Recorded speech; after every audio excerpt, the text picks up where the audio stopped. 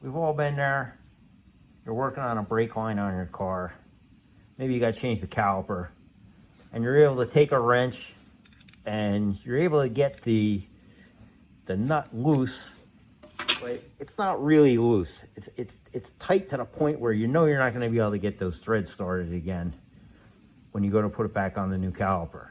So what you want to do, and this doesn't work out all the time, depends on the room you have, but what you can do is you can take some spray it up, get yourself an air gun, put it on the fitting the opposite direction that you would normally use a socket,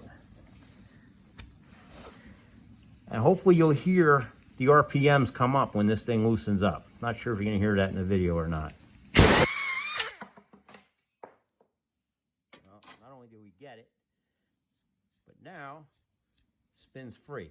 Don't do what I just did and lose the socket, but now I can easily get this to rethread onto the new caliper. No more problems. I don't have to change the brake line.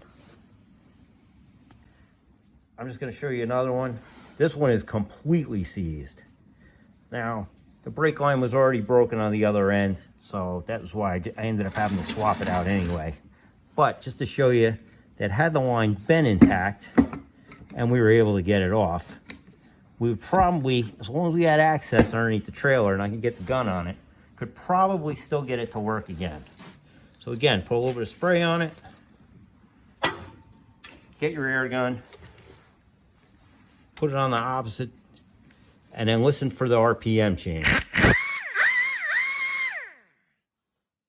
look at that. Now I can spin it free, and that one was completely seized 100%. And I can easily put that back on a trailer again.